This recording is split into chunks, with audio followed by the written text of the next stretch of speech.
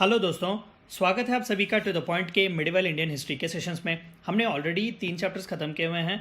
मैं रिकमेंड करूंगा कि पहले आप जाकर वो 3 चैप्टर्स देखें ताकि आप भी उस टाइमलाइन को फॉलो कर सकें जिस टाइमलाइन को हम फॉलो कर रहे हैं।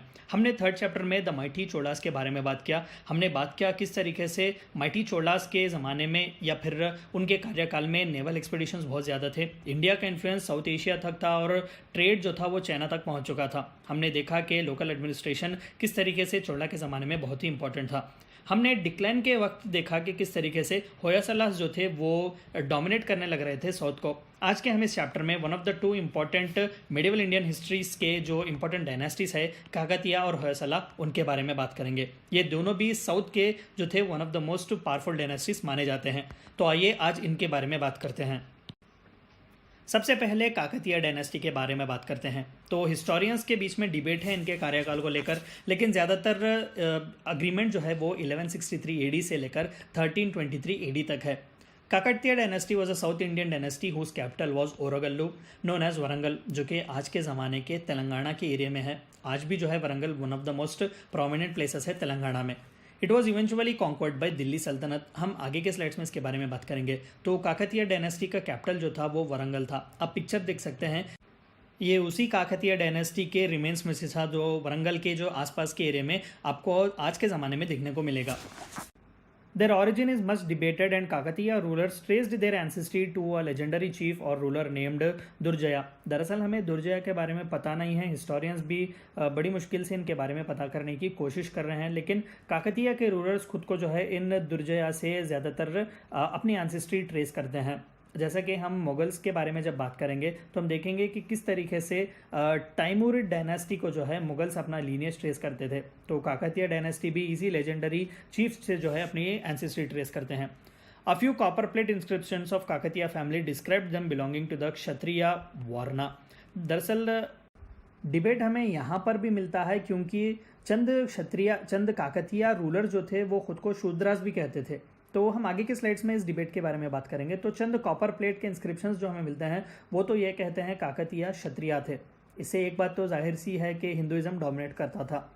The Motupalli inscriptions of Ganapati Deva counts legendary solar dynasty king such as Rama among the ancestors of Durjaya. तो दुर्जया जो कि ज़्यादातर पता नहीं हमें इनके बारे में, लेजेंडरी चीफ थे। तो वो लेजेंडरी चीफ को गणपति देवा अपने इंस्क्रिप्शन में कहते हैं कि वो श्री रामा जो कि हिंदू डाइटी हैं उनसे ट्रेस किया जाता है इनका लीनियज। तो ये थी चंद बातें काकतीय के ओरिजिन के बारे में। Prataparudra the first, most probably the first important king of Kakatiya was Prataparudra the first. इनका टाइम फ्रेम जो है वो 1158 से लेकर 1195 एडी तक है। Also known as Rudradeva, he succeeded Prola the second, the last Chalukyan vassal to overthrow them and establish the new dynasty. दरअसल काकतीयास जो थे वो फ्यूडलिस्टिक लैंडलॉर्ड्स थे। वो एक दरअसल वेजल थे चालुक्यस का, चालुक्यस ऑफ कल्याणी का। तो प्रोला द सेकेंड जो थे वो आखिरी वेजल थे चालुक्य के जिन्होंने एक नई डायनेस्टी एस्टेब्लिश की हुई थी। तो प्रोला को सक्सीड करने वाले रुद्रदेवा थे, one of the most prominent. Well known for his territorial extension, he defeated a large number of neighbouring prince and 4 kings of Telugu Chola region.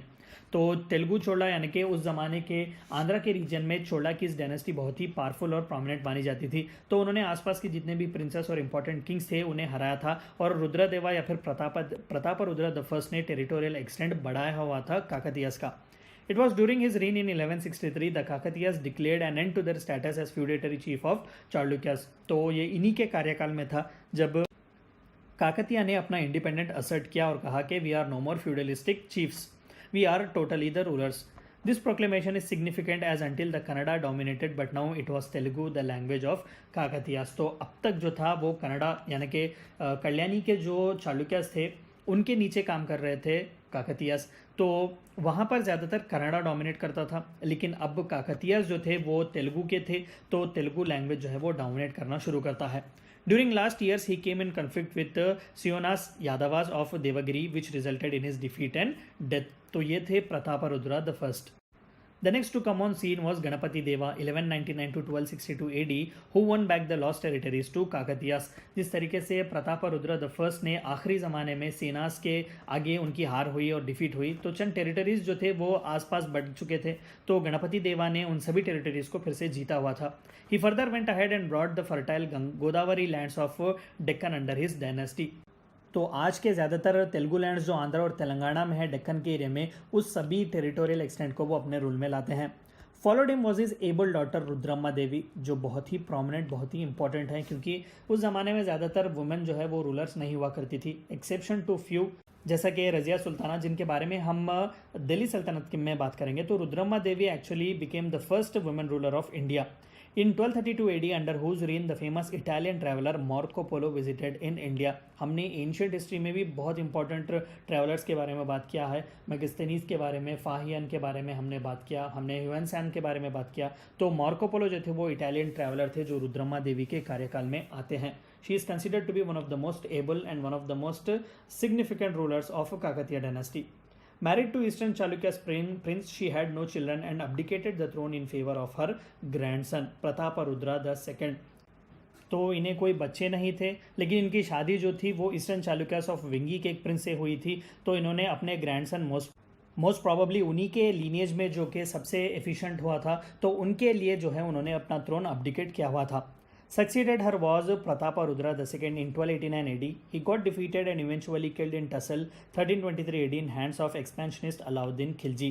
तो अलाउद्दीन खिलजी सीन पर आ जाते हैं, जहाँ पर मलिक कफूर जो कि इनके इंपॉर्टेंट मिलिट्री कमांडर जो थे वो उनके हाथ में प्रतापरुद्रा. इनिशियली प्रतापरुद्रा जो थे वो बहुत ही पावरफुल माने जाते थे, लेकिन बाद में मलिक कफूर की जो पार थी मिलिट्री की, उनके आगे अपने घुटने टेक देते हैं. तो in the hands of expansionist Alauddin Khilji उनकी मौत होती है, उनकी डिफीट होती है. His defeat is seen as most significant as this paves way for the Islamic rule to the Deccan. Society and religion. आइए सोसाइटी और रिलीजन के बारे में बात करते हैं काकतिया के ज़माने में. दो Hinduism prevailed eight top, but historians considered that caste system was insignificant. भले ही ब्राह्मणिज्म डोमिनेट क्यों ना किया करता हो, शास्त्रास वगैरह ज़्यादातर इस्तेमाल क्यों ना किया करते हो, लेकिन कास्ट सिस्टम जो है वो इनसिग्निफिकेंट था. जो 4 डिविजन्स थे वर्नास के, वो महज एक सोशल स्टेटस की तरह देखा जाते थे. इनसे ज़्यादा इनका कोई प्रोविजंस नहीं हुआ करता था, क्योंकि हमने देखा पहले स्लाइड्स में कि किस तरीके से चंद काकतिया रूलर जो थे खुद को शूद्रा से भी आइडेंटिफाई किया करते थे. लेकिन एक प्रोमिनेंट फीचर जो काकतिया सोसाइटी का था वो ये था कि birth of a number of jatis, यानी कि प्रोफेशंस और कम्युनिटीज़ पर जो है वो ज़्यादातर कम्युनिटीज़ एमर्ज होने लगती हैं, जातीज जिन्हें हम कहते हैं. Anyone regardless of birth could acquire the nayaka title to denote warrior status and they did this.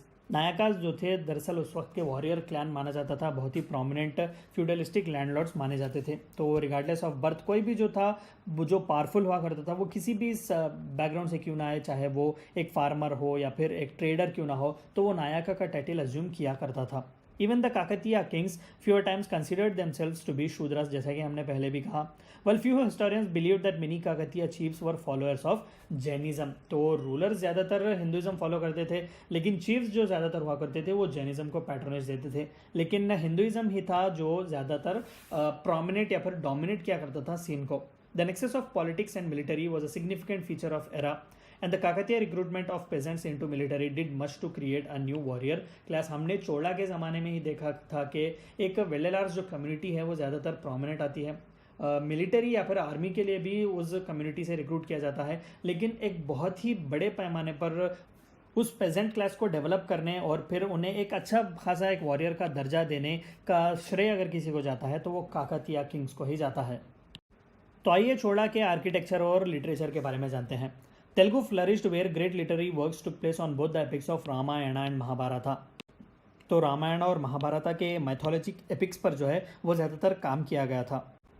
तिक्कना जो कि one of the most prominent Telugu author हैं, पोएट हैं, वो ही writes Nirvachanottara Ramayana and Gona Budda Reddy authored Ranganatha Ramayana and Andhra Mahabharata of Nannaya Bhattu of 11th AD was completed under the reign of Ganapati Deva. तो काकतियास के कार्यकाल में लिटरेरी वर्क बहुत ही ज़्यादा प्रोमिनेंट था. तिक्कना जैसे इंपॉर्टेंट ऑथर्स उनके ज़माने में हुआ करते थे जो कि रामायणा पर अपना एक एपिक ट्रांसलेशन देते हैं, अपनी कमेंट्री देते हैं. गोना बुद्धा रेड्डी जैसे एक बहुत ही एक फ्यूडलिस्टिक लैंडलॉर्ड और ऑथर भी जो है वो रंगनाथ रामायण लिखते हैं। और नन्नया भट्टू जो कि 11th सेंचुरी में जिन्होंने आंध्र महाभारतम स्टार्ट किया हुआ था, वो गणपति देवा के ज़माने में ख़त्म किया जाता है। नन्नया भट्टू का ये Andhra Mahabharatam is considered to be one of the most prominent literary works in Telugu ever to have been written. The Kakatiyas are most prominent for construction of tanks for water storage for irrigation and drinking purposes। हमने चोला के बारे में भी जब बात किया, हमने कहा कि किस तरीके से राजेंद्र चोला ने गंगैकोंडा चोलापुरम में इरिगेशन के लिए वाटर टैंक्स बनाए हुए थे। तो ज़्यादातर Kakatiyas are one of the most prominent for this construction of water tanks, क्योंकि आज भी तेलंगाना में इनके बनाए हुए कई ज़्यादातर टैंक्स जो है वो सर्वाइव करते हैं और आज भी वहाँ से वाटर लिया जाता है। The 1000 pillar temple and Ramappa temple near Warangal are famous. ये पिक्चर दरअसल 1000 पिलर टेम्पल्स की है जो कि वरंगल के पास है। तो it is also considered to be one of the master piece. Hoysala, तो आइए काकतीय ख़त्म हो गए, होयसला एम्पायर के बारे में बात करते हैं। तो आप पिक्चर देख सकते हैं यहाँ पर कि ये जितना भी डेक्कन का साउथ का डीप साउथ का जो एरिया था, ये होयसला एम्पायर था। तो यहाँ पर डेक्कन के आंध्र और तेलंगाना के एरिया में काकतीयास जो है वो डोमिनेट किया करते थे। आइए होयसला एम्पायर के बारे में बात करते हैं। A Kannadiga power that ruled South India during 1026 to 1343 AD. Their real home lay in hilly tracts of the northwest of गंगावाड़ी region। तो गंगावाड़ी जो कि मैसूर के यहाँ के रीजन में जो है वो कनाडा ओरिजिन के थे Hoysala empire. In 12th century, taking advantage of the constant warfare between Western Chalukyan Empire and Kalachoris of Kalyani, they annexed areas of present-day Karnataka and fertile areas north of Kaveri Delta in the present-day Tamil Nadu। तो ज़्यादातर लड़ाई झगड़ा चलता था, यहाँ पर battle हुआ करता था वेस्टर्न चालुक्यास और कालाचोरिस ऑफ चालुक्यास, यानी कि दो अलग अलग जो छोटे डायनेस्टीज हुआ करते थे उनके बीच। तो उनके बीच कॉन्स्टेंट वॉरफेयर को देखकर होयसलास ने इस पूरे एरिया को अपने राज्य में बदला लिया हुआ था। अपना टेरिटोरियल एक्सटेंट यहाँ तक उन्होंने बढ़ा लिया हुआ था कि कावेरी यानी कि तमिलनाडु के एरिया में भी वो पहुँच जाते हैं। The dynasty was founded by Sala, also known as Nripakama. The most significant was Vishnuvardhana, who annexed the Chola province of Gangavadi and broke away entirely from Chalukyan domination। तो विष्णुवर्धना जो थे वो बहुत ही इंपॉर्टेंट रूलर थे होयसला डायनास्टी के, जिन्होंने चालुक्य प्रोविंस जो कि यहाँ का गंगावाड़ी का एरिया था उसे अपने अंदर ले लिया हुआ था और चालुक्यन डोमिनेशन को भी उन्होंने ख़त्म किया हुआ था। हमने पिछले लेसन में जब चोला के बारे में बात किया तो बात किया किस तरीके से Hoysala empire was one of the most crucial for the decline of Cholas. तो वो यही विष्णुवर्धना के ज़माने से शुरू होता है। Architecture, one of the main reason क्यों आज भी जो होयसला को याद किया जाता है is because of their architecture. ज़्यादातर वो पावरफुल तो हुआ करते थे, लेकिन ऐसा नहीं कि मिलिट्री माइट उनका ज़्यादा हुआ करता था, लेकिन आर्किटेक्चरल फ्लरिशमेंट जो उनके ज़माने में है वो आज भी मास्टरपीस माना जाता है। The main reason why Hoysalas are remembered is because of their architecture. Hoysala temples in many cases were double, that is all essential parts were duplicated. आप इस मास्टरपीस को देख सकते हैं कि कितना इंट्रिकेट वर्क किया गया है जालीस का। यहाँ पर जिस तरीके से ये फिगराइन बनाया गया है, देखिए कितना जो है स्कल्पचर ने मेहनत लगाई हुई है। लेकिन सबसे प्रोमिनेंट पार्ट ये है कि इसका एक और डुप्लीकेट भी है। बनाने वाला आर्किटेक्चर एक ही है, लेकिन उसके स्कल्पचर्स और आर्किटेक्चर्स जो है वो दो आइडेंटिकल इतने हुआ करते थे कि आप फ़र्क नहीं बता सकते थे दोनों के बीच। जहाँ पर एक ही मास्टरपीस बनाने में बहुत ही मुश्किल होती थी, तो होयसला ने इस मास्टरी को हासिल किया हुआ था कि वो दो बना लेते थे at a time. Their style was Karnataka Dravida as distinguished from traditional Dravida. जब साउथ में चोला या फिर काकतिया जो अलग अलग जो द्रविडियन स्टाइल्स इस्तेमाल करते थे, वहाँ पर कर्नाटका द्रविडियन स्टाइल जो है वो ज़्यादातर प्रोमिनेंट होता है होयसला में। दरअसल ये इंट्रिकेट वर्क जो है ज़्यादातर ये माइन्यूट डिटेलिंग वो अपने शिखरा और गोपुरम्स पे भी इस्तेमाल किया करते थे। तो कर्नाटक द्रविडियन स्टाइल यहीं से इमर्ज होता है। The most prominent are Chennakeshava temple at Belur and Hoysaleswaram temple at Halebid, which appears as the work of sculpture itself and not builder. यानी कि एक इंडिविजुअल आदमी का काम लगता है, स्कल्पचर का काम लगता है, नॉट एज अ बिल्डर। यानी कि किसी बिल्डर जो जिस तरीके से कंस्ट्रक्शन करता है उस तरीके से आपको बिल्कुल नहीं दिखाई देता, एक इंडिविजुअल पर्सनैलिटी का काम दिखाई देता है वहाँ पर। A feature of Hoysala temple architecture is its attention to exquisite detail and skilled craftsmanship। यानी कि आप देख सकते हैं सिर्फ एक मूर्ति है, लेकिन होयसला का आर्किटेक्चर इतना ग्रेट था कि पूरे टेम्पल पर वो इस तरीके का प्रोमिनेंट और एक्सक्यूजिट जो है वो आर्किटेक्चर बना सकते थे। तो this is one of the most prominent factors of Hoysala empires. Society and administration, आइए देखते हैं कि होयसला का सोसाइटी और एडमिनिस्ट्रेशन किस तरीके से था। Vaishnavism was prominent and Lingayatism dominated। दरअसल लिंगायतिज्म जो था वो 12th सेंचुरी में ज़्यादातर वेस्टर्न चालुक्यास ऑफ कल्याणी के जो कार्यकाल में है वो प्रोमिनेंट होता है। दरअसल बसवेश्वरा जो थे वो लिंगायतिज्म के प्रोपोनेंट थे, तो लिंगायतिज्म डोमिनेट करने लगता है इस ज़माने में, वैष्णविज्म भी डोमिनेट करता है। The decline of Buddhism in South India began in 8th century with the spread of Adi Shankara's Advaita Vedanta. The same trend followed here. यानी कि सिंगल हैंडेडली जो है वो हिंदुइज्म डोमिनेट करता था। बुद्धिज़्म ज़्यादातर साउथ इंडिया में गायब होने का one of the most reason भी यही था, क्योंकि रॉयल पैट्रोनेज उसे नहीं मिलता था। आदि शंकरा जैसे प्रोमिनेंट पर्सनैलिटीज़ जो 8th सेंचुरी में अपने अद्वैता के वेदांता को स्प्रेड करते थे, तो बहुत ही कम बचता था बुद्धिस्ट मॉन्क्स को। Status of women varied, where Queen Uma Devi's administration of Hulebedu in the absence of Veera Ballala II during his long military campaigns in North Territory is significant. तो वीरा बल्लाला दरअसल एक prominent king थे। जिस तरीके से विष्णुवर्धना के बारे में हमने बात किया, तो वीरा बल्लाला ने भी कई मिलिट्री एक्सपेडिशंस के साथ उन्होंने कैंपेन्स के लिए नॉर्थ इंडिया में गए हुए थे।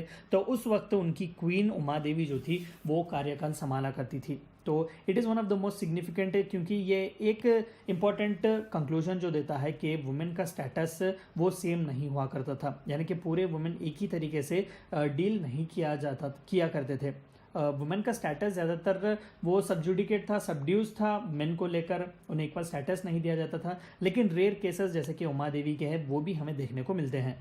In administration, senior ministers were called Panchapradhans, dominated, and Dandanayakas were in charge of armies, and the Chief Justice of Hoysala Court was Dharmadhikari. तो एक बहुत ही अच्छा कार्व्ड आउट एक मिनिस्ट्री आप कह सकते हैं, कैबिनेट आप कह सकते हैं, जो कि होयसला किंगडम का एक पार्ट हुआ करता था।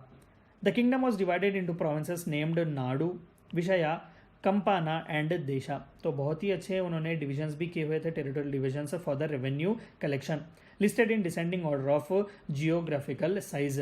तो नाडु, विषया, कंपाना एंड देशा।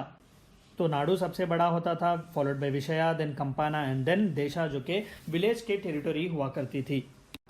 डिक्लाइन, तो आइए देखते हैं कि काकतिया और होयसला का डिक्लाइन किस तरीके से हुआ था। Both Kakatiya and Hoysala face the onslaught of Delhi सल्तनत। मलिक कफूर हुआ करते थे, जो कि अलाउद्दीन खिलजी के एक मिलिट्री कमांडर थे, उन्होंने साउथ में आया हुआ था और धूम मचाया हुआ था। तो काकतिया और होयसला उन्हीं के ऑनस्लॉट का एक फेस कर रहे थे, bitter truth. In 310 AD, the commanders of Sultan Alauddin Khilji had invaded the Deccan, devastating most of the countries. By 1318, Devagiri was occupied by Sultan of Delhi, and by 1336, almost all Hindu kingdoms of South, except the Hoysala Empire, was annexed to Delhi Sultanate. काकतियास को उन्होंने पूरा subdue किया हुआ था, annex किया हुआ था। प्रतापरुद्रा the second की मौत के बाद तो काकतिया जो है हमें सीन पर दिखाई नहीं देते, लेकिन होयसलास जो है वो बच जाते हैं। वीरा बल्लाला जो है उनके एक रूलर जो है वो बच जाते हैं। The last Hoysala ruler Veera Ballala the third campaigned against the Muslims. तो वीरा बल्लाला ने बहुत ही कैंपेन किए इनके खिलाफ, क्योंकि उन्होंने होयसला के एम्पायर को हरा तो दिया था, लेकिन उसे एनेक्स नहीं किया हुआ था दिल्ली सल्तनत वालों ने। तो he fought a large against Muslims and Muslim rule.